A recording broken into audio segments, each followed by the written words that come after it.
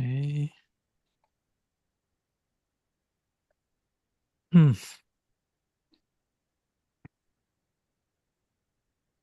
Gurave Gaurachandraya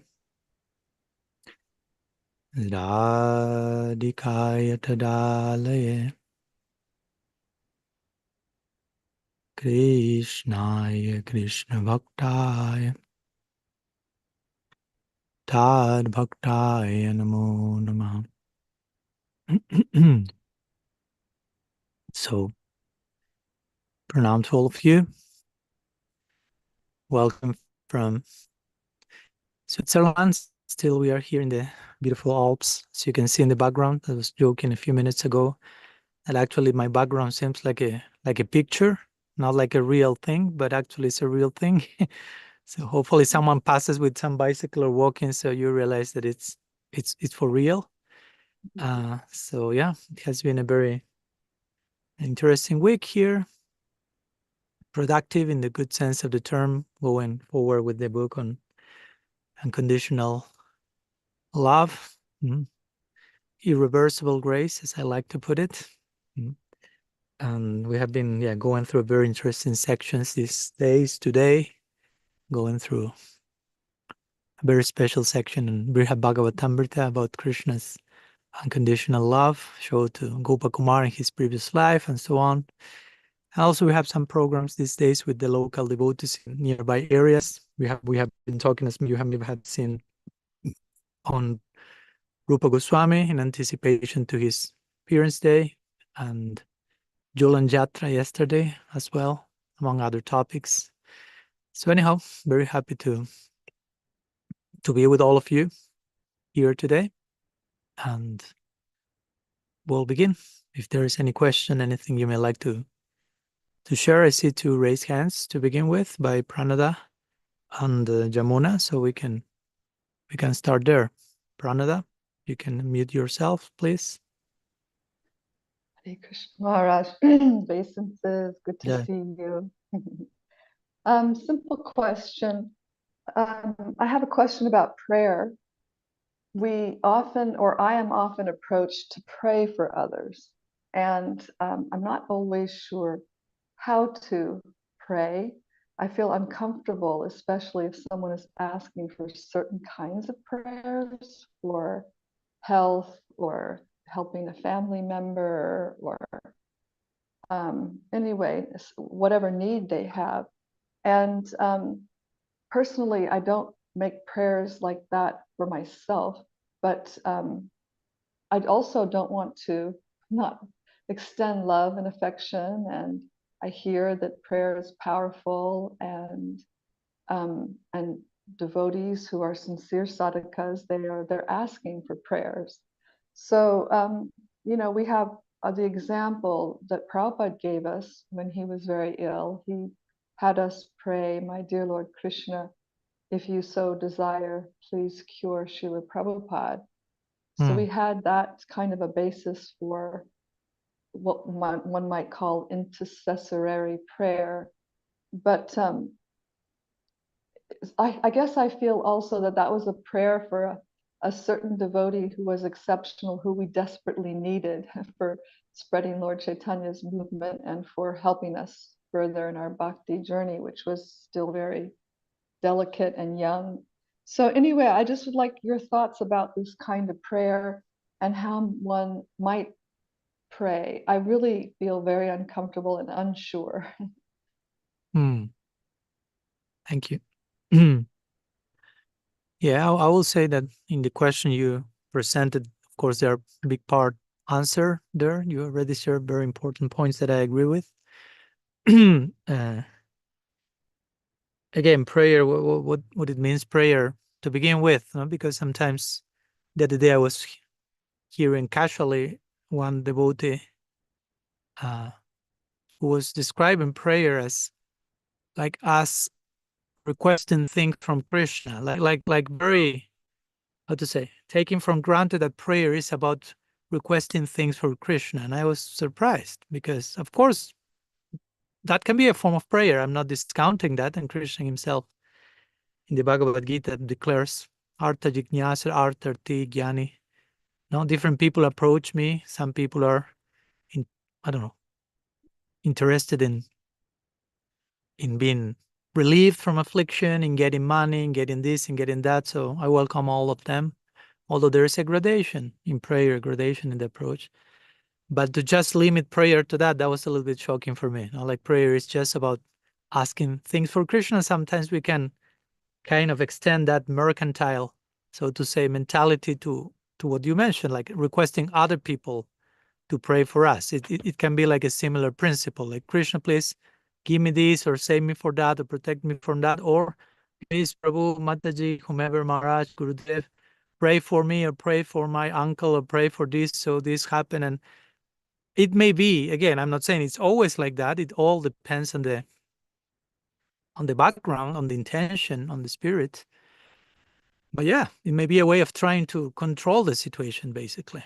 No? It can be like some form of micromanaging the absolute and trying to reach the most controllable, predictable possible situation, which in big part prayer is, deep prayer, at least let's put it that way, is in one sense exactly about the opposite of that.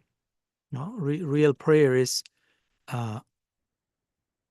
I was let me share with you one line that from Thomas Merton that I read when it was the other day, and he says the following.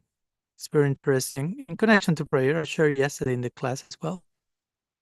And he says the following, just to have an idea of another variety of that. No, he says, true love and prayer are learned in the hour where prayer has become impossible and the heart has turned to stone. I'll read it again. True love and prayer are learned in the hour where prayer has become impossible and the heart has turned to stone. Now, so there we find a very different idea of what prayer is, right? In those moments where really you are powerless and you have to surrender and you have to let go, you can really learn to pray. So I have nothing against intercessory prayer. As you mentioned, there is power in prayer. I mean, everyone is exerting influence over one another, if you will. I mean, that's for true, that's real. So if one, how to say, wishes well to someone, that has an effect. There is an influence there. We are all living beings with free will, and whatever we do, if that's going in a particular direction, that will create some influence. So, but the point is, again, what's the best thing for that person, right?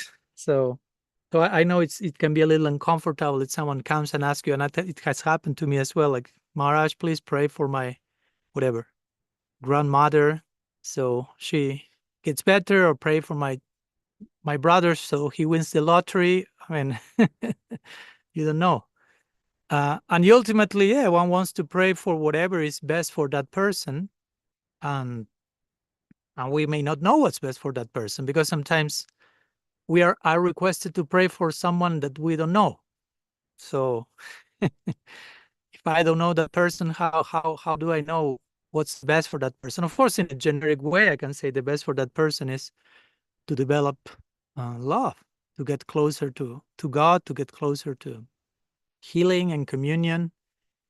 But whatever it takes for that person, whatever is the greater good for that particular person, that's how I personally like to conceive that. Even when someone asks me, like, Maharaj, please pray for my cousin, so whatever, so he gets better, or he whatever improves in this or that, and I generally try to turn it into, well, may that person be willing and open to embrace whatever is best for him or her in that particular situation, which I may not have a clue what's that, again, because I may not even know the person, but at least, like,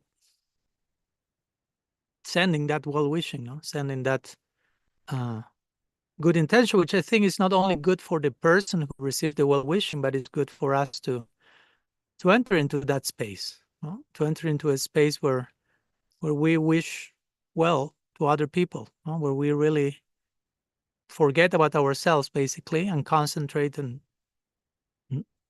compassionately desiring the best for other persons. So, and as you mentioned, in the case of Srila Prabhupada, I will say that was a very specific case, situation, very unique personality. So we cannot make that the overall rule and okay, let's make a chain of prayer for everything in a generic way. Like every time something happens like this, everyone should be praying like that. No, I will say that again.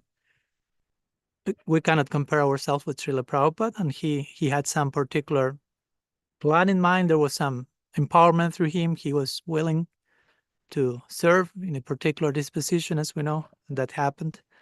And from that place, he made that request in a spirit of service, but also I will say he was very willing to whatever Krishna would like. No, it's not that he was against that and he was like struggling and wanting his will to be done. If we hear his prayers of surrender in the Jaladuta and throughout his life, we know that he was a perfect Saranagata. No, so he was perfectly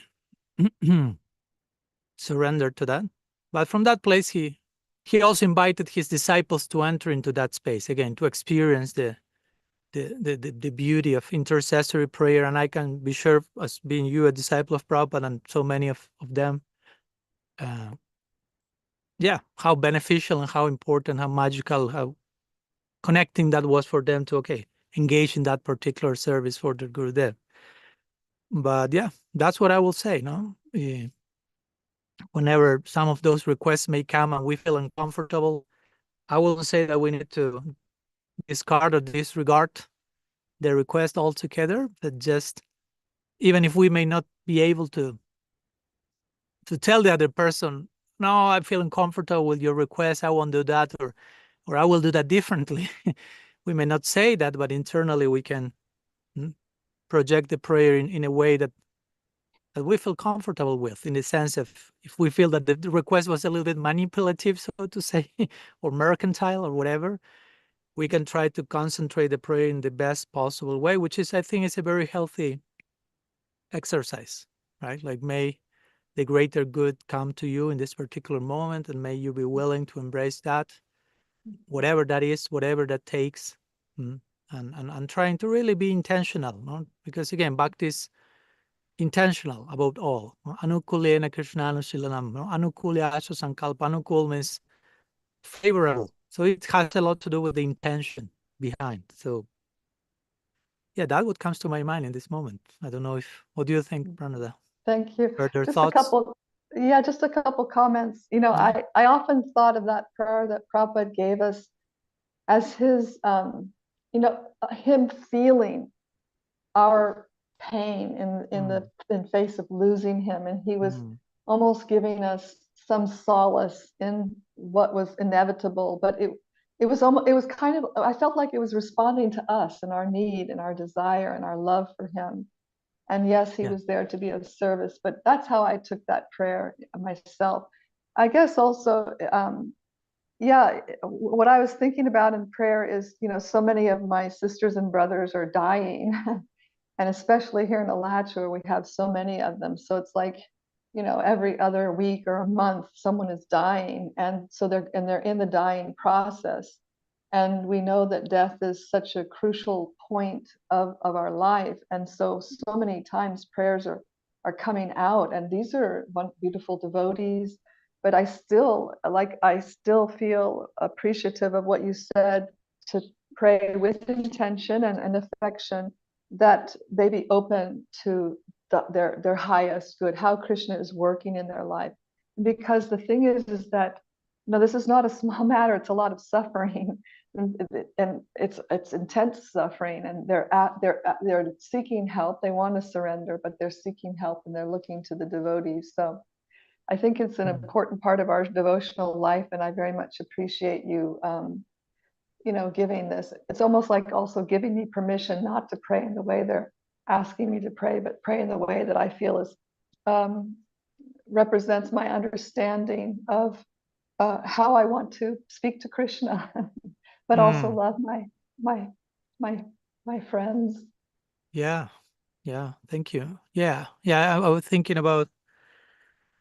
Yeah, the other day we were talking about it, how Krishna for everyone. I mean, it's a topic I'm writing about, so it's unavoidable for me to go there. The topic of unconditional love, and how Krishna is having unconditional love for everyone, and how Krishna is in his free will, let's put it that way. He's trying to exert the most favorable influence possible on every single jiva. Yeah. No? Not only the devotees, on everyone. He's trying to exert the most possible favorable possible influence on everyone. Not coercive influence, but persuasive, as sometimes it is said. And my point with this is, if we are praying for someone, we can also pray knowing, like entering into that situation, knowing that Krishna is trying to exert the best possible influence for that person, and praying for that person to be willing to open to that particular influence, knowing that that particular influence is already happening. Today I was reading, and let me share, most of you may know this section.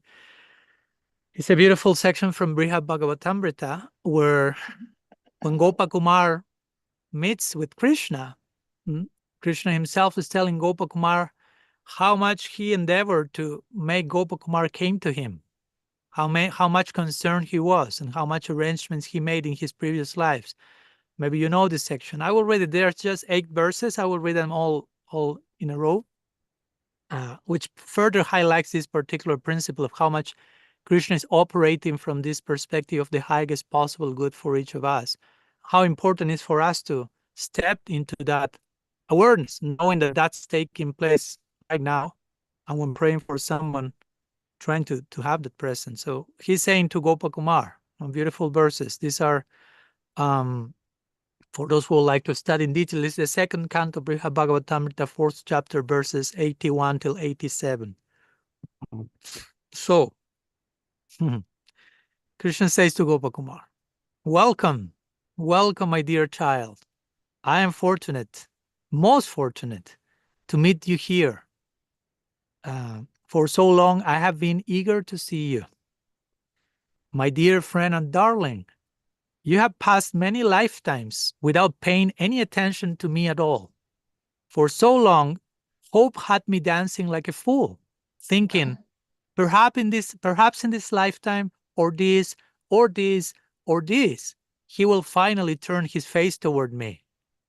But I could not find the slightest pretext on which to bring you to my abode, O brother, and still follow the timeless laws that I myself have created.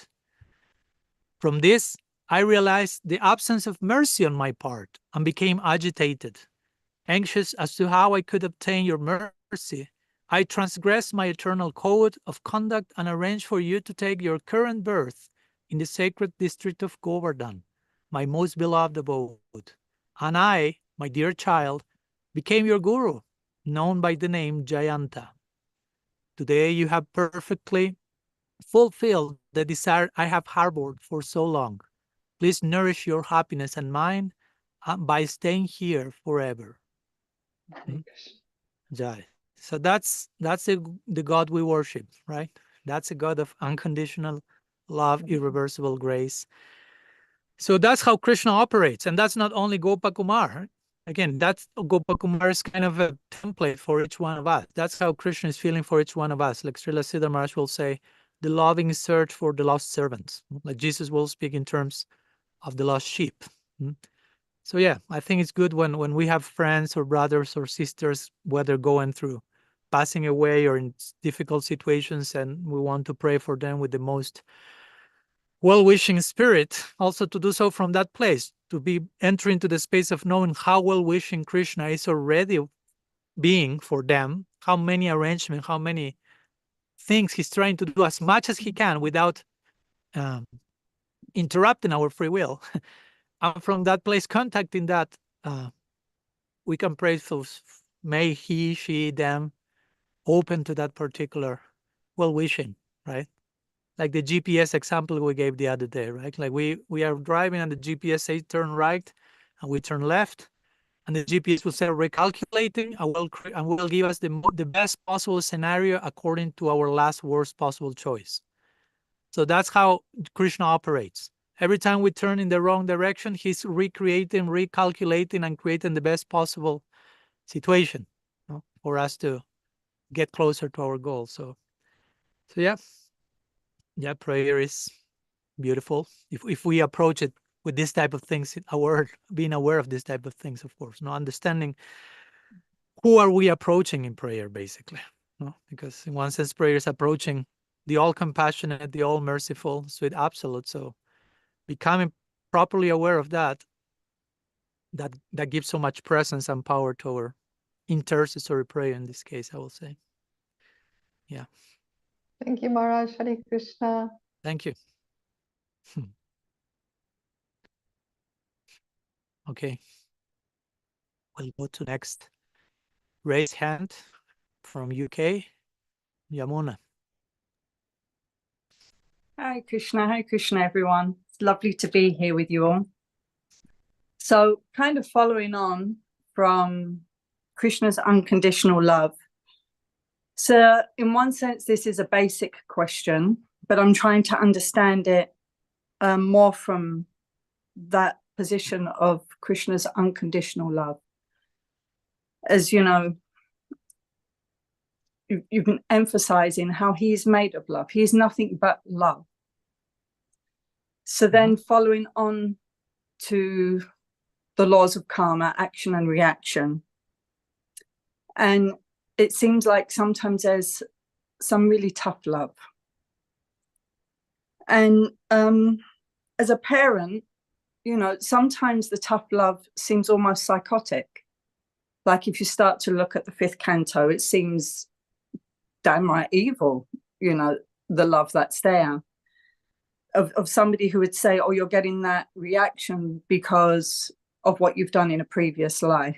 It seemed, if you had a parent in this world punishing a child or punishing anybody repeatedly for something that they've done, it becomes, quite frankly, they'd be a bit sick in the head.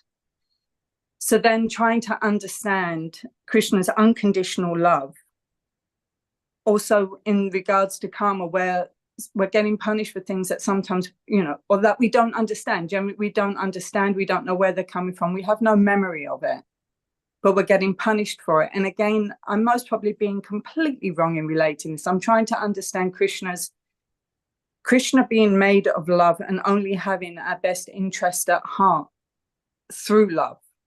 So then relating that, all I have is I'm a parent. I'm a single parent to 3 boys who are a blooming handful.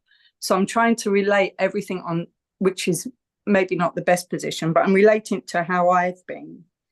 Is that if I was to punish them for something that they couldn't remember what they've done, that wouldn't be kind. That wouldn't be a kind thing to do. And if that's how we lived our existence of punishing them, I would expect them to grow up quite screwed up. That my mother actually treated me in a way, I don't know what she was doing, but I've learned A, B, and C, but I'm also kind of a bit neurotic and a bit twitchy from the way that she punished me for things that I never remembered what I was doing wrong. Does that make sense? Yes. The question makes sense, but a few things said in the question, with all my affection, Yamuna, I will say that do not make sense, but they do not make sense as they do not make sense to you, and that's why you are making the question. Yeah, so it's all in the mood of Krishna's unconditional love to us. Yeah. So, a few things come to mind. First, that you have repeatedly used the word punish, being punished. But why to use that expression? Why we say that Krishna is punishing us? I wouldn't say that. I wouldn't say that Krishna is punishing us. I will say that if we misbehave, whatever the misbehavior, okay, some people is coming in the back, as you will see, so you can realize it's not a picture. There's someone passing with some bicycle now. Right? Yeah, they're coming. Okay. I wouldn't say that Krishna is punishing us. I would say that we punish ourselves by acting in a wrong way. Like if if I treat you badly, I will suffer. But it doesn't mean that you punish me or someone punished me. I'm punishing myself by acting wrongly. So we don't need to bring Krishna to the picture like he is the one punishing me. No. He's suffering with unconditional love and compassion, seeing our own self-flagellation. So to say, because if not, it's subtle. If not, we can again ascribe. And karma, to begin with, karma is not punishment, right? I wouldn't describe karma as punishment. Karma is educational. Karma is a law that tries to teach us responsibility. The way we may perceive it, that's another thing. But yeah, karma is not about punishment. Karma is about learning to be responsible, to prepare our hearts for the ultimate responsibility, which is love. Love is the ultimate responsibility. When you love, in the fullest sense of the term, that's the greatest possible responsibility. And that's a huge one. So for us to be prepared for such an experience, we gradually are training our muscles, so to say, in the world of responsibility. So karma is a law to teach us to become responsible for what we do. So if something we did was harmful, there is a certain reaction. But again, it's not coming with a vengeful spirit, as a chastisement, as a punishment. That's how we may choose to filter that. And probably sometimes those filters come from childhood also, as you may have referred, or any of us may have some experience as children, and we may conceive all that in that way.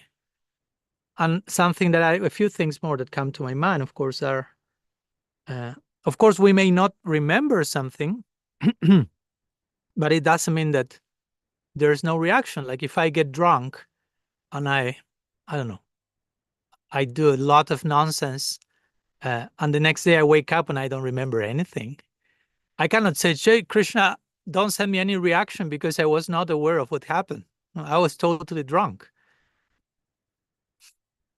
Something like that, right? So the fact that we are unaware of something doesn't mean that. My point with this is, and we were talking. I remember we were talking about that when we were traveling from France to Switzerland in the car. We should trust. If we trust that Krishna is made of unconditional love, if we trust that the law of karma is educational and is trying to train us in responsibility for the ultimate responsibility that is love, we should trust that whatever comes to our life as a result of our previous activities is coming with some purpose. It's not just random stuff. No, so we should honor that, so to say. We should receive that without like questioning, like where this is coming, why this is coming, do I deserve it or not? I don't remember what I did. So it's coming. No, but again, it's not coming in a vengeful spirit. It's not coming to punish us. That we perceive that as such, that's another thing. That's our perception. I mean, we can perceive punishment in anything and everything. We know in one same situation, a person is feeling punishment, another person, the same person is feeling, again, education, growth, insight, responsibility. When you refer to the fifth canto, which is a whole separate conversation, but related, I imagine you refer to the description of the hellish planets, right? Okay, that's a whole conversation. I will personally do not take that description literally. That doesn't fit into that doesn't make sense for me to. But I won't deny that altogether. No, I would just think about the term. If you read those descriptions, the main point they're making is if you did this, this will happen to you. And of course, the reaction is a little bit graphic. But the main point for me is like there is a corresponding reaction to what you are doing. They describe if you abuse someone, they will have a reaction very close to very corresponding to the type of abuse you made, and so on and so forth. So for me, the main intention of that section is to create an awareness of the correspondence between you do something and there is some reaction. Again, I know that there's a strong language and it may seem like vengeful and gore and you will do that. And we may enter into that trip and think like, yeah, and if you go there and they will go there, but that I wouldn't take that part as seriously, so to say. That's more like a device to convey a particular message of teaching, but you have to understand the fifth canto in the context of the whole rest of the book, which again describes Krishna endlessly as made of unconditional love. Yesterday I was writing on the book on that and compiling, sharing some sections from the Bhagavatam. And there are so many sections, so many verses speaking about Krishna being excessively merciful and loving and so on and so forth. One verse that I liked, it says in the fourth canto, Krishna has an unbroken transcendental glance through which he witnesses everything. So I like that expression. No? He has an unbroken transcendental glance. So he's glancing at us through unconditional love, and that unconditional love, that glancing is unbroken. He doesn't blink. Let's put it that way. Now, his glance of unconditional love do not have blinking included, and by that he witnesses everything. No, so we have to put all that stuff on the scale, and then okay, fifth canto. What's the meaning of this? No, and one more thing that I will add, that I already mentioned a few times, but we'll continue to mention, is that Krishna, and this may sound a little bit counterintuitive for some, but we already talked about this. Krishna is not omnipotent.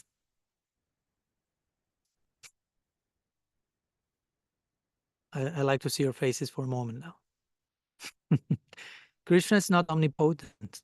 If we understand omnipotent, that he can do anything and everything at any given moment, Krishna is not that. If he will be that, we have no free will. I mean, he could do whatever he wants at any moment with any of us. And if we have no free will, how we can love him? Because love is a voluntary decision.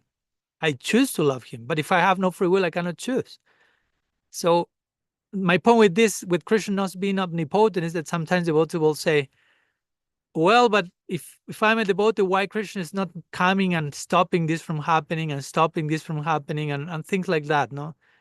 But again, it's not that Krishna can do anything and everything. As I said before, he's trying to exert the most favorable influence and create the greater good possible as much as he can from his perspective, which is a lot. But that doesn't mean that anything and everything can be done. Because again, in that case, my own free will, my own personal responsibility is thrown through the toilet, basically. And I live my spiritual life from a very childish, immature place. Like, why Krishna is not coming and doing magic here now? Why he's not preventing this? Why he's not, instead of, hey guys, he's doing the best he can. he's doing a lot. But we have to do the best we can as well. So when we do the best we can, we will realize how he's doing the best he can. But probably until and unless we do the best we can, we won't realize fully how he's doing the best he can. So yeah, I will basically emphasize that point, no? That we are not being punished by Krishna. We are not even being punished by the laws of karma, even though sometimes that language may be used. Sometimes those types of language will be used to address people who need that language, who speak in that language. There are different orientations to life. As we know, we have Vaidhi Bhakti, we have Raga Bhakti, and Vaidhi Bhakti arguably is more fear-oriented. No? That's said in scripture. Vaidhi Bhakti, the main consideration is not to transgress the rules and regulations of the scripture out of fear of what may happen if I do so. So it's a fear-oriented practice. So scripture acknowledges there's people who is fear-oriented. So sometimes they need fear-oriented language. Like, as we say, the mother may tell the child, as I give example, don't put the fingers in that plug. No, there's a shark there. Agasura will come and will devour you. No, oh my gosh, no, maybe that's too much. But anyhow, the mother is seeing that the child is too naughty and he may die electrocuted. So she resorts to fear language, and the child follows, understands that. Of course, then she will have to heal that particular trauma and align him with a love-oriented lifestyle. So again, we have Vaidhi Bhakti, fear-oriented practice, and there are sections in Shastra which have that mood. That doesn't mean that everyone will subscribe to them. And we have love-oriented sections where you feel there is no fear orientation at all. And for some people, that doesn't work. We have to keep always in mind there's different people in different stages, and the scriptures talk to all of them at different moments and cases. So yeah, Krishna is made of unconditional love. He wants the best for each one of us, as I just read what he said to Gopakumar. But we are very expert in dismissing his knocking on the door and looking somewhere else. So that we have to take responsibility for. Not guilt and toxic shame. I'm not saying that, but just we will have the potential to do horrible things. I mean, you study the story of humanity. There's so many atrocities, you say, like horrible things. Anyhow, so we have a dark potential, a very dark potential, and of course, if we have that potential and we engage in that potential, there will be corresponding reactions. Not to chastise us, to punish us, but somehow to make us enter into a space of empathy. Like if I'm treating you miserably, I will receive as a result a miserable reaction, so I can connect with your own miserable experience, and I become more sensitive, more empathic, and next time I won't do the same thing again. And again, sometimes we may not remember exactly. Again, it's not that we can be like go through life. Okay, today comes some situation, and I'm like writing. Okay, this is a corresponding reaction to which action that I performed last month, last year, and you start tracing back all the. It's not possible. If you try to do that, we'll go crazy. So that's why we have to develop this foundational trust. Like, yeah, this is a cosmic law, and it makes sense. If I'm open and sincere, I acknowledge that it works like that. And even if some situation comes that I cannot trace back its source, its origin, I trust that it's trying to teach me a lesson.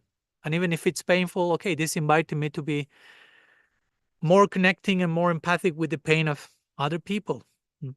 Maybe even if that's the quote unquote only lesson, well, that's a big lesson. So yeah, I will say that that's a way more deeper way to connect than just saying I'm being punished and I don't know why. And we became angry and rebel, so to say, and may affect our faith. And what's the solution to that? That we receive like an email in advance, like okay, it's coming, just in a few minutes, prepare for the next reaction. This is back forward to 1987, you did this. Now, at one point we have to trust. I mean, we have experience of the unconditional love of Krishna on one side, hopefully. So if we have that experience, then the other pieces should fall into place. I have to fall that if a God made of unconditional love, he's made of that. He cannot go against that. So whatever else exists has to be aligned with that. And the only thing that is not aligned with that is probably me. So whatever I feel like something shocking or punishing or whatever, that's inviting me to realign, to recalculate to this reality made of unconditional love. That's what comes to me today. What do you think, Jamuna? Yeah, I was looking for the heart, more and more of the depths of the heart in karma, and where Krishna is connected with his heart in that. And so that's really helpful. What you've said, there's loads of points there that I can ruminate and embrace. So thank you so much. Okay. I'm happy that it helps somehow. Yeah, and it's important questions, because again, this may sound basic topics, but this is how we deal with reality in our daily life on a day-to-day basis, how we are reacting to what's happening to us. Every day, so many things happen to us. So how we are processing that, how we are accepting that, nor accepting that, with which orientation we are embracing what comes to us. So if we have the right orientation, again, everything can be an extension of Krishna's unconditional love. And if we have the wrong orientation, everything will be punishment. So, and you can imagine which idea of God we will end up having. So, and again, our tradition, Mahaprabhu's gift, is not fear-oriented bhakti, but love-oriented bhakti. So gradually more and more we have to replace fear with love. Thank you. Okay, let's go to the next raised hand from Ireland, Sweta Radhika and Amanda Vikram. Pranams, Maharaj. It's so nice to hear about unconditional love, especially the lines you read from Bhagavatamrita. My God, it's really unbelievable, you know, because of my own lack of such an experience. Yeah. Like, nevertheless, so sweet. Yeah. Yeah, my question. Well, before I start my question, I want to apologize to Bhakti Rasa because I'm going to put her on the spot. Hey, fasten your seatbelt, Bhakti Rasa. I really love something she said this week in our Sangha. We were talking about unconditional love, and like, you know, we were discussing how do we perceive it and all that. And she said that it takes just one moment of vulnerability, like being vulnerable, to perceive the unconditional love. And yeah, I really like that, and makes sense to me. And it reminded me of Srila Prabhupada saying it takes just one moment to be Krishna conscious, to become Krishna conscious. So I thought it's similar, you know, I mean, somewhat the same thing. Then I was thinking about how death can be that vulnerable moment, you know, like the helplessness situation. And also, like, you know, I've heard of like how we practice in this life, and, you know, after death, like, you know, we then we go back to the spiritual world and all that. I mean, we had this discussion in the past once, you know, like about like going back to the spiritual world. Like you were saying, what does it mean to go back to go to spiritual world? Like, unless we have that, unless we cultivate that consciousness here, we are not going to have that, like, you know, after death. So I was kind of thinking about it, you know, so there's also this possibility of, like, you know, having that one vulnerable moment of experiencing like true Krishna consciousness.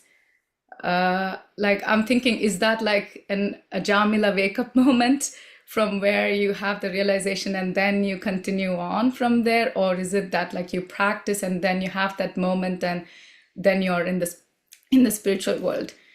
Yeah, I want to hear your thoughts on that. Okay, thank you.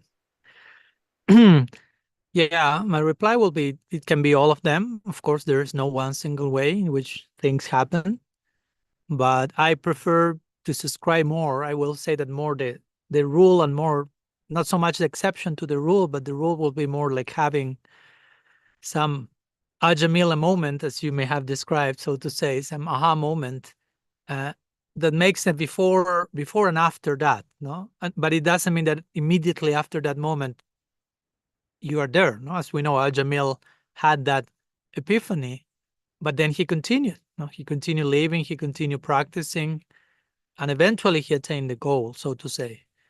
So I would say that when, for example, sections in scripture, because you were referring to this idea of just what Bhakti Rasa was mentioning, by one moment of vulnerability proper, we can have access to the reality of unconditional love. And arguably we will say, and you are saved then, right?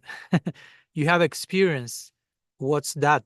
You have a taste of what's that, and there's no coming back. Krishna will say, param drishya nivartante. Once you taste, you relish the higher taste, you cannot return to the lower taste. Even if it will take time. Again, then the other thing is, for me, is secondary. How much it will take then. It may take a few years, a few lifetimes, ups and downs. We may even distract from the path and return. For me, all that is secondary.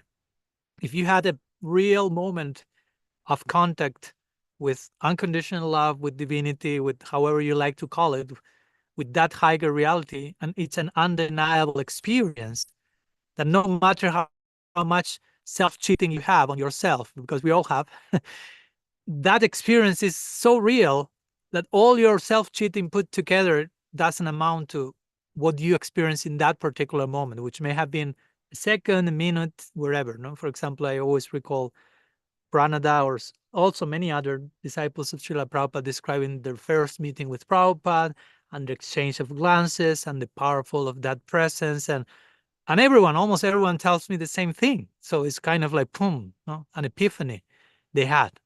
So it's a portal. For a minute, you have this access. And you can never forget that. Even if things happen in between, ups and downs, you even leave the practice, go back, you do so much nonsense in between. I mean, it's part of life. But that experience was so much more real than everything else put together. That in one sense, that experience keeps saving you, no, so to say. So for me, that's mostly the spirit of statements in Shastra. Like, for example, when you hear, I don't know, sadhu sangha, sarva shastra kai, lava matra sadhu sangha, sarva siddhi hoy. For one instant of association with sadhus, sarva siddhi hoy. All perfections is attained. So you choose to take this verse literally, no? Like, and you keep waiting for that magic to happen, no? Like exposing yourself to cells and waiting for some like some spaceship that takes you in 1 millisecond to Golok Vrindavan. But I wouldn't say that's what the verse means, actually. I will say that if you expose, again, vulnerably, sincerely, openly, in this case, in the case of this verse, to a real sadhu again is someone very honest. So if you are very honest in front of someone very honest, the alchemy, that combination will give you all perfection, because it will give you a particular epiphany that will be the initial trigger for you to reach eventual, if you want to call it that, the ultimate perfection. But and in one sense, there's no ultimate perfection, right? You can always develop more and more and more. That's another conversation. But my point is, the spirit of this verse is just by chanting half a syllable of the Maha Mantra, you attain all that. Just by 1 millisecond of sadhu sangha, all perfection is there. It's pointing to this, that if you have just one moment of real experience of what that's actually about, there's no coming back. No, you won't see reality in the same way. You have had access to reality as it is.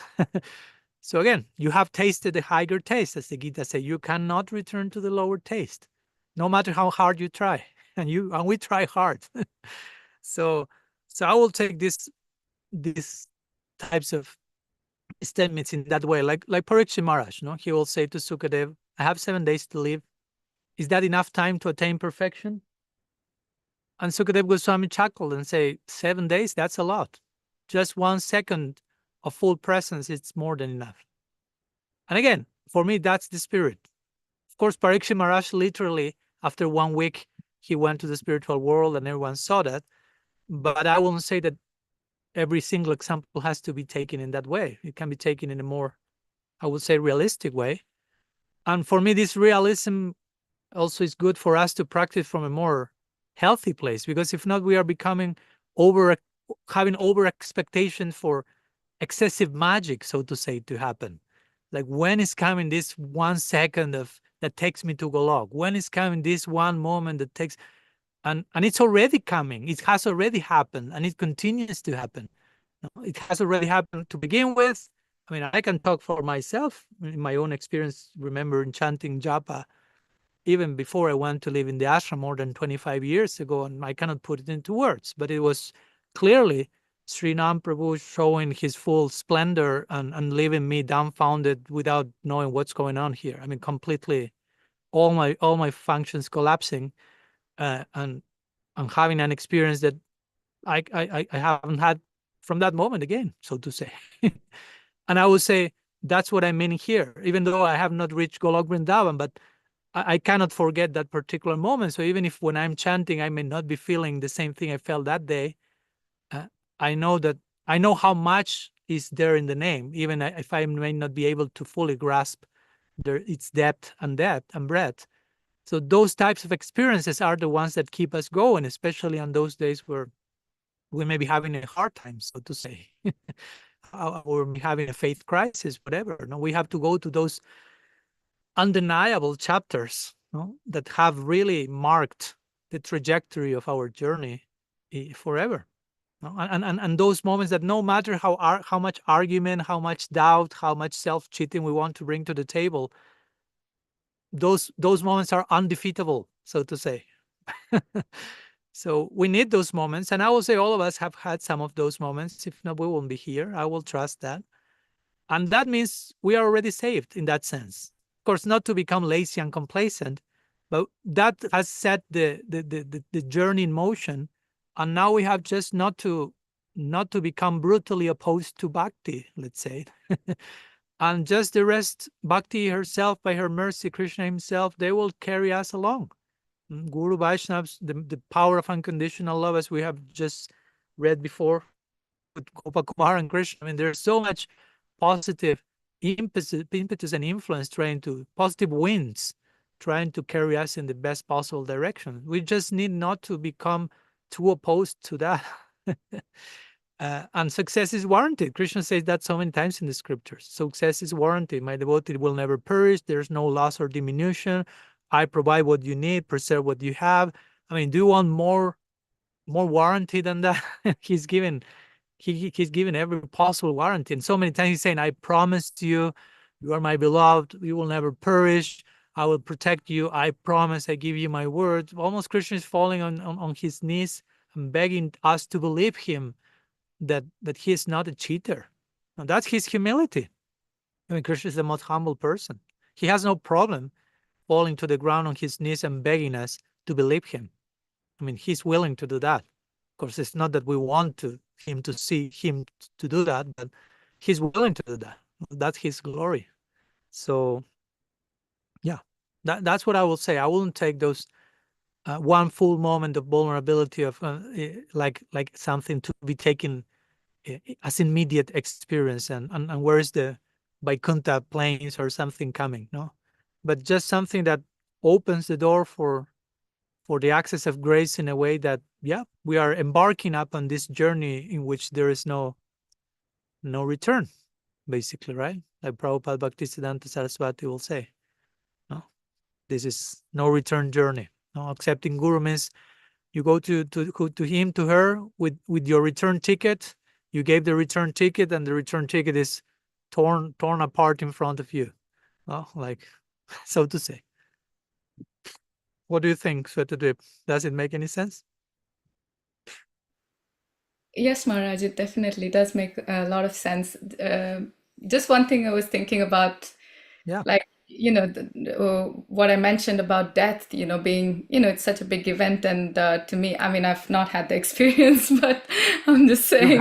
You had many times. I mean, experience that I remember, sorry. Yeah. So, yeah, I'm just thinking it must be something like, really powerful, but but we still don't remember it, So when we don't remember, then how do we continue on with whatever experience, we receive in that moment?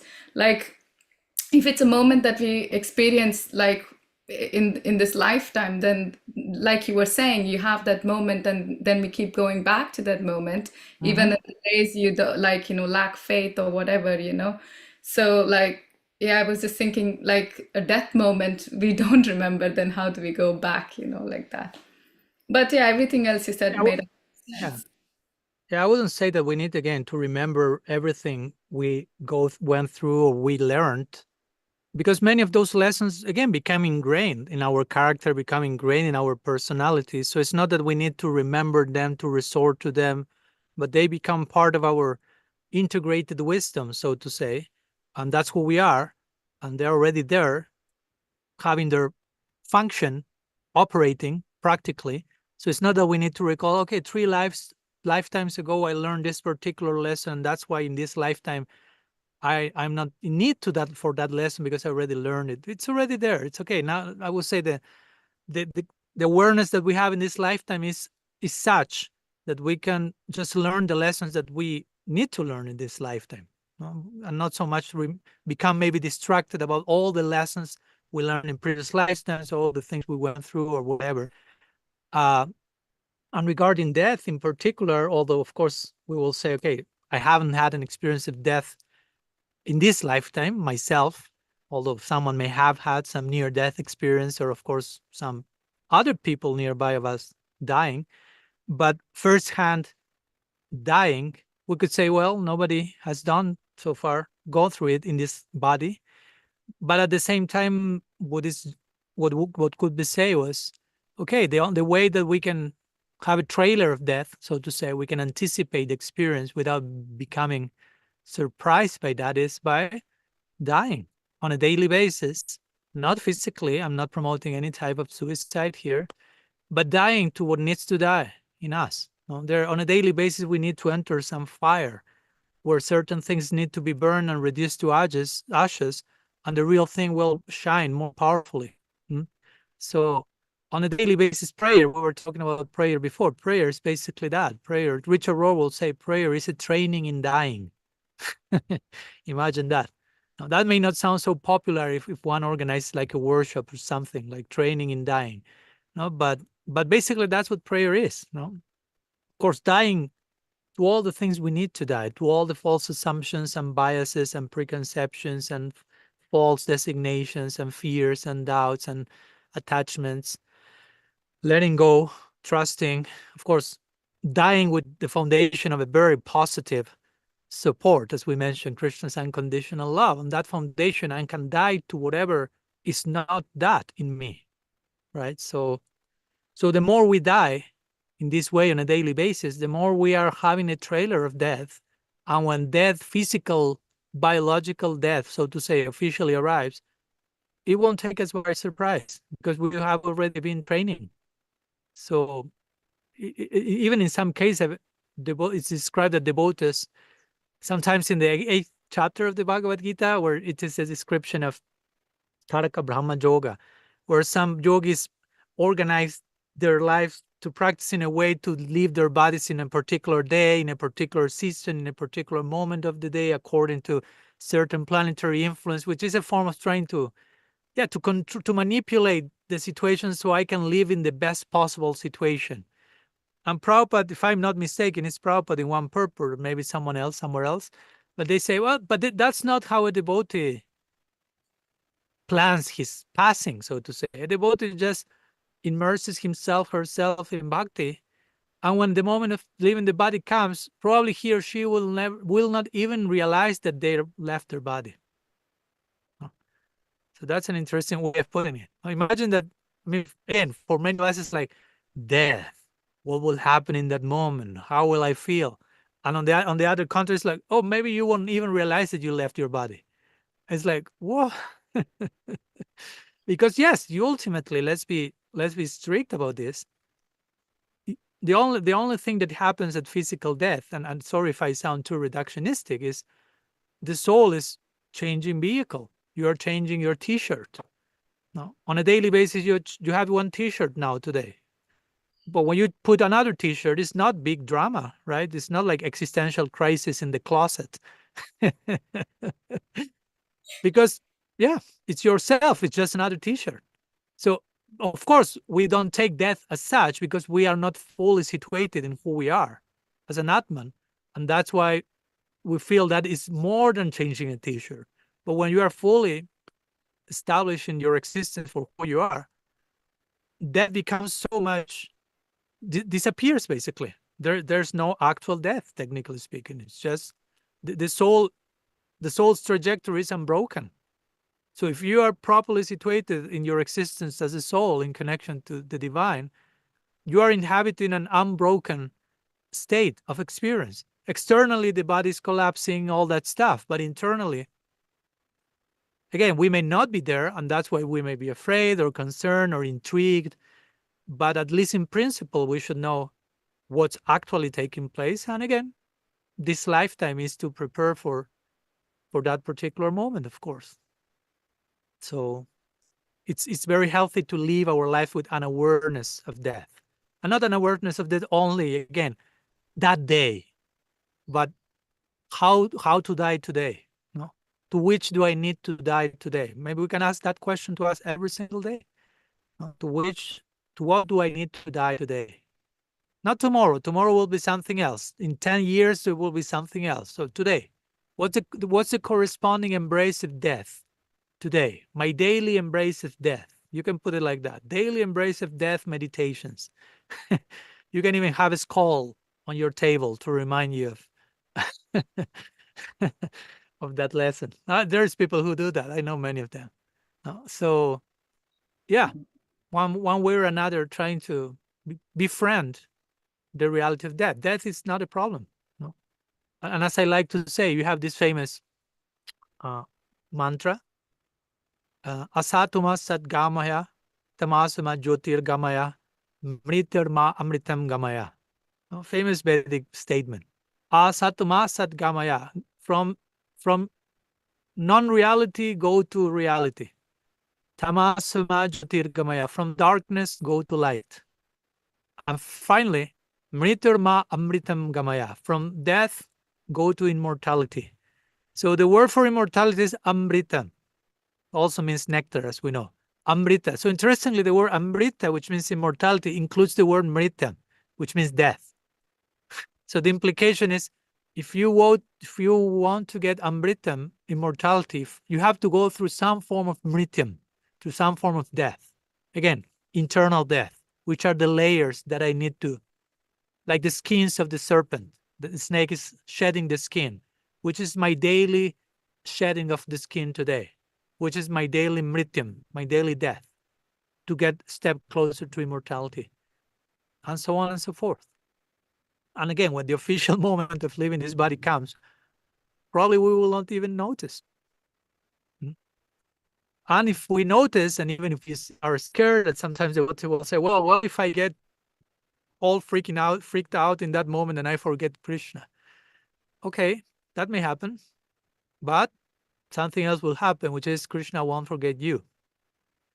And again, we have to put that on the scale. That's the most important part. We have to do our part, but as I like to say, our job is to trust that Krishna is doing his job.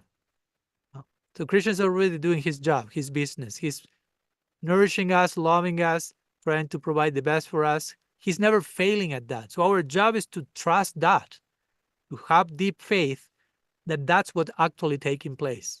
That Krishna is my actual well-wisher, that Krishna is an actual ocean of mercy, that Krishna is actually my friend, that Krishna is actually trustworthy. Because we may say it every day, but in practice, many times we just exhibit functional atheism, which is, I say I believe in God, but in practice I function as if I don't. Or I condemn impersonalism, but in my daily life I behave so impersonally so many times. So yeah, gradually being a sadhaka means to stop contradicting myself so grossly and become more and more aligned with my principles, walk my talk more and more. So, okay, let's leave there. There are two more hands raised. One, Bhakti Rasa. That's beautiful, Maharaj. Thank you so much. Okay, thank you. Thank you. Yes, Hi, Bhakti Rasa. Maharaj. Jamuna's hand popped up during that last talk, so I'm kind of wondering if she has something to say directly to that. I don't mind going second or even next week. Yeah, it sounds, Jamuna, what you have to share is in relation to what I share, or is another thing? Yeah, it's in relation to the whole death thing. The So what? it is in relation to the whole death subject. Oh, okay. So it seems that I know for myself, I've spent decades focusing on wanting to be just right for that time of death, that everything is going to converge in that particular moment, that I've forgotten how to live. Yeah. And, since 15 years old, it's been the time of death, the time of death, the time of death.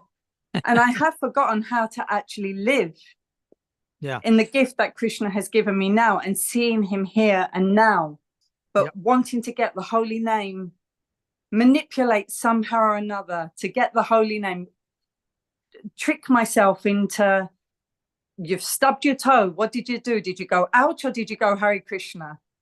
But was the Hare Krishna with love? Was I feeling love, or was I just going, damn, my toe really hurts right now, But, and it's all techniques for remembering Krishna possibly, or is it just again, fear-based, not actually seeing Krishna as unconditional love. Overly focusing on that particular moment where it's just going to be hallelujah and back to the spiritual world with flower petals ahoy, you know. Sorry to be so ritualistic, but there we go. You know what I'm like. Yeah, and you know the answer to your question, Yamuna. You know, in your depths, you know what's the answer to your question. I will say something, but you know already what's the answer, and I will say every of you know the answer to the question.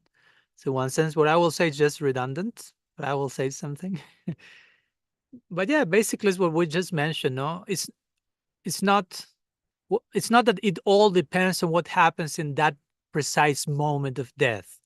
Not like I have to train my mind to be properly attentive and have a proper concentration. So whenever I'm about to die, Krishna, and I'm going, it's like it sounds like a mechanical manipulation. Again, it's not a natural relationship. And why I'm so concerned about where I'm going after death. Again, that's another layer, because again, for us, for a bhakta, there shouldn't be any concern of going anywhere in particular. I mean, if we are serving from the right place, we are already there. We are already where we want to be. We want to be for eternity, serving from the right place. If I'm not there yet, okay, then I will struggle to serve in the right place here. It won't happen magically after dying. And if I'm already serving in the right place, then I'm already there. And I will try just to keep myself there and go deeper in that direction. And that's it. I will say for us, there shouldn't be further concerns about dying and what will happen after, and how will I concentrate in that final moment, and what will I go to Golok Vrindavan? Will I return here? I don't care. In our tradition, we don't care. That's our philosophy. Moksha laguta krit. Emancipation from samsara is insignificant for us. No, we don't care for that. We are not practicing with that motivation. And I understand we may have done that for years. Or with some liberation-oriented practice, fear-oriented practice, some form of mechanical control of the situation, so magic happens at that very last moment. And as you said, I appreciate your sincerity of saying, but I forgot to leave. I forgot to be here in the present moment and just obsessed with the afterlife, forgetting that the afterlife does not exist yet, and it only, whatever will happen in the afterlife depends on how I'm living my here and there now. So if I'm really obsessed with the afterlife, I will be returning here and now and obsessed with the here and now. That's the best thing I can possibly do for my afterlife. Now, if I really care for my afterlife, I will care by the immediate moment, because that's the only place where I can create, so to say, my afterlife. There I will be invoking a particular afterlife.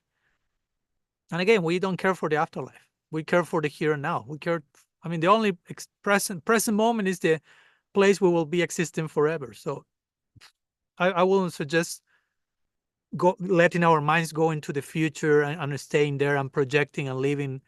That's not realistic. No? Present moment is here and now and forever. So yeah, it's a change in orientation gradually. If we realize that for some time we have done something different, and it's not only you, Jamuna. I mean, I appreciate your sharing your testimony, but welcome to the club. No, there are so many of us have done that in one way or another, in one degree or another at times. So yeah, we're here just to heal together and to realize how certain modes of practice were not as healing and healthy in the long run, even. No, so yeah, that's the invitation that Krishna makes to connect with him now, not in the afterlife. Krishna is not saying see you in the afterlife. No, let's do something in the afterlife. He's saying chant about me, think about me, serve me now. It's now. There's no other moment you can do that. So the invitation is for the present moment. And again, this part comes of deep faith, which is, if I in the present moment give myself in this direction based on my experience, based on a tangible trust in unconditional love, I don't need to think, to be concerned about the afterlife. I don't need to be concerned about what will happen. It's not in my control, fortunately. What is in my control is to be in the present and to trust Krishna's unconditional love, as simple as that sounds, as difficult as that may be. And stop. No, beyond that, he's making his part. So I don't need to make any strategies and devise a master plan. So during my last breath, I sing the Maha Mantra in the most melodious, favorite melody I could possibly can, and all that type of, control. That's control. Control. Maya means that we can be controlled, measured. So that's not the way to live the body. And again, that last moment will be also a result of how we live all the moments in our life. It's not that I'm living in any way and I try, okay, in the last moment I say Krishna and just I'm going there. No, I mean, how I live every single moment, how I invest myself in every moment, in every breath. The conglomerate, the result of that put together will be that last moment.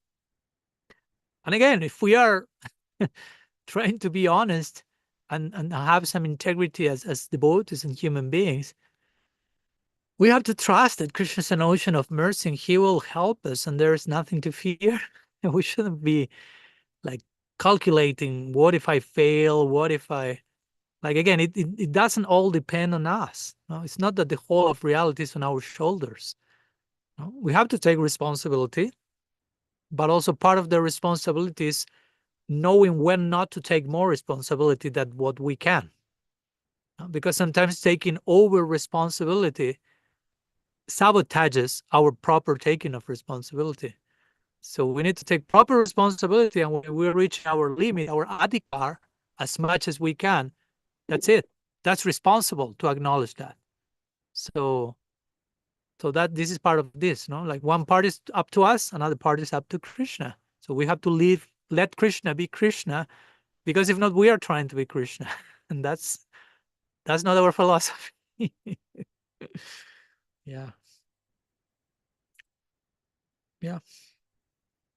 I will just, again, recommend trying to enter more and more positively into daily experiences of unconditional love and affection and positive contact and experiences in the present moment with Bhagavan. And that put together day after day, that will build such a solid foundation of trust and confidence that the very idea of trying to manipulate our way out of this body will seem at one point like ridiculous. We will just laugh at that.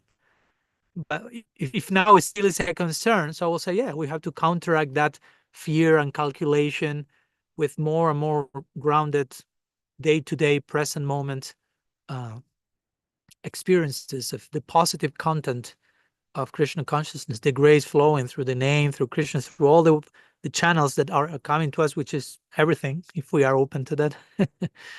So yeah, as we said the other day, no, instead of making our practice goal-oriented, better make our practice presence-oriented. Maybe for lots of time we were goal-oriented. I'm here and I have to reach there, and so on and so forth. Now maybe we can adjust the shift to be presence-oriented. I want to be here and now fully as much as I can to the name, to the Vaishnavas, to the Bhagavatam, to nature, to reality, to Krishna coming in my daily circumstances. I want to be there, fully present, open, vulnerable. And I trust that openness and presence will take me to whatever I need to be taken. Yeah. That's faith. Have that confidence, right? That's the definition of faith given by Krishna Das Kaviraj Goswami. Shraddha Sabde Vishwas Kahe Sudrida Nishchay. Krishna Bhakti Kaile Karma Sarvakrita Hoy. To have Shraddha means that trusting that by engaging myself in bhakti, I don't need to do anything else. So again, the way of extending this definition is to trust that by me being present as much as I can to my sadhana and my life as an extension of my sadhana, that's it. Everything else will come by that. I don't need to do anything else. I don't need to endeavor separately. I need to trust what will come as a result of my openness to bhakti. Okay, I hope that helps, Dimuna. Thank you. So Bhakti Rasa had one raised hand. Maybe we can, I don't know, let's see. We'll may conclude the session after that. Unless there is something else. Yeah, you had mentioned several times recently about the responsibility to love. So I'm wondering what you mean by that. Usually we don't connect those two words. What do I mean by that? Can you repeat the word? Sorry. Responsibility Yes. to love. Okay. We don't usually connect responsibility with love. Okay. Yeah. Thank you. Yeah, because many times we may take responsibility as you did something wrong, now you take responsibility for that. Sometimes we are very expert in drawing negative definitions for almost every word in the alphabet. and just limiting those words to their negative possible. I mean, I'm not saying that's negative to take responsibility for your mistakes, but my point is still negative in comparison to relating responsibility with love. So yes, I like to make the play of words as I did in radical personalism. We can define responsibility as response ability. No? Having the ability to respond. So a responsible person is a person response able, right? Able to respond. And basically for us, that's love. No? Love is I have our ability to respond. No, I'm willing to serve. I'm willing to reciprocate. I know how to respond to life, to react from the best possible place. So in that sense, responsibility, has to do with developing this sensitivity to, like Srila Siddha Maharaj will say, Prem, divine love is that you are being entrusted with an unlimited amount of energy to express in service. So that's big responsibility in one sense. No, you're being given something very important, and you have the ability to respond to that. No? So, and you express it properly. No? So yeah, love. You ultimately, love is always a reciprocal thing. There's someone else involved, so it involves a type of response. No? We have to respond to the other person, to the other, and to ourselves. Even if we want to talk in terms of love, including self-love. So how to respond? What ability do I have to respond to my own needs as a human and as a sadhaka in the context of self-love? How much responsibility I have, or which means how much responsibility I'm taking for myself. So you can see how the two become like synonymous. No, how much responsibility are you taking for yourself? Means how much responsibility you are expressing to in relation to yourself. How much responsible are you with your children? Well, it depends on how much able to respond you are to the needs of that particular relationship. Every relationship is a call to respond, so to say. It's an invitation to reciprocate. So how much I'm willing to hear the call, I'm willing to reciprocate the call. That has to do with taking the relationship seriously, right? If I'm in a relationship with someone and I don't care for the other person, I don't listen to the other person will say, you are not taking this seriously. You are not being responsible in this relationship. And again, you're not being able to respond able. You're not responding to the needs of the relationship. So when we speak about love entails relationship with Krishna in the center, but with everything else as connected with Krishna. So everything is inviting us to a response, to responsibility. How do we respond to everything? Not as something that will overwhelm us, like, this is too much, but just to understand that the nature of reality is relational. No, there's relationality constantly going back and forth. No, everything is interconnected with Krishna in the center. So everything is relational. Everything is related. So naturally, it invites to a relationship. It invites to a response. So how able we are, how response-able we are. So yeah, I think it's important that we connect these two, responsibility with love, because love is the ultimate response to life and reality. The best possible way to respond to everything and everyone is love. And love means, again, of course, it's a word that any one of us can use. Now, everyone can say love, I love you, as we were saying the other day in a I think a class here. We use love, and we use the same word for the. I mean, I love chocolate. I love my car. I love Krishna. I love, I don't know, my child. I love, and we kind of boil down the word to anything and everything. So love has to be also defined properly. So when we speak about love and responsibility, we know what we're talking about. So in the book I'm writing these days, I kind of try to define love based on the definition that Rupa Goswami gives in the Bhakti Rasamrita Sindhu, trying to give a, so to say, contemporary rendering of that, of love as a deeply intentional act. No, it has to be intentional. I'm choosing it. It's voluntary decision.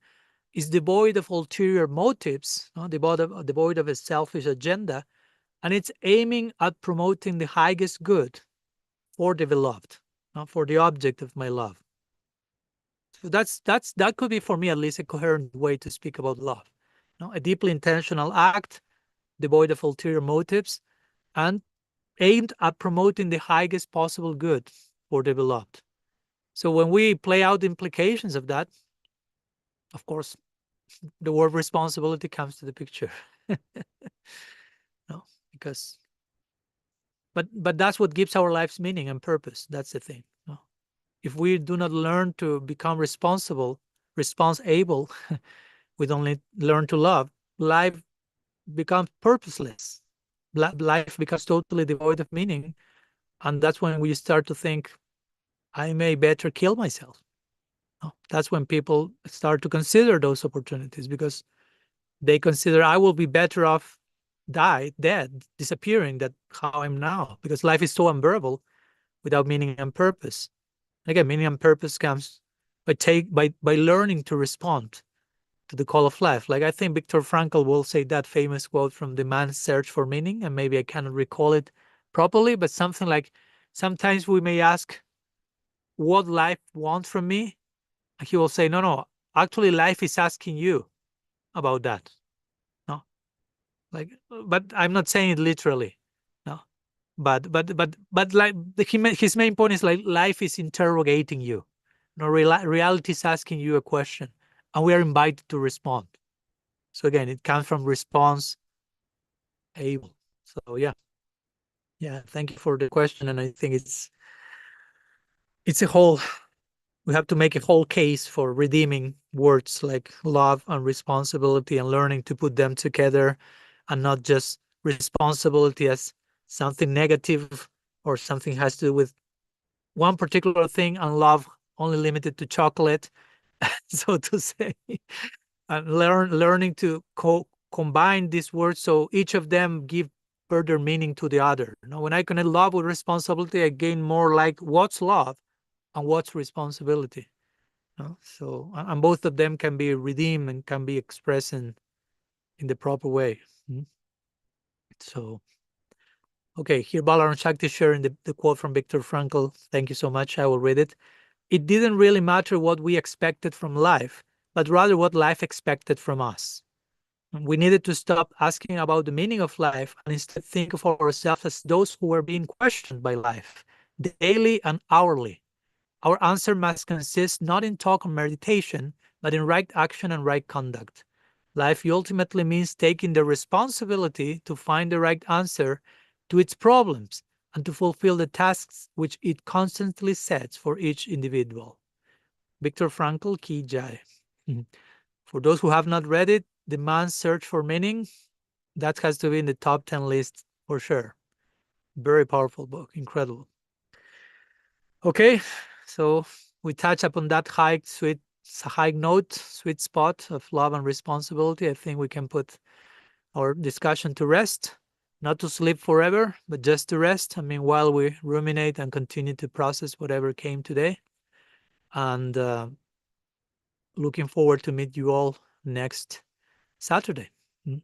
Same time, same day, same channel. So thanks so much to all of you. Sri Chaitanya Mahaprabhu ki jai. Sri Harinam Prabhu ki jai.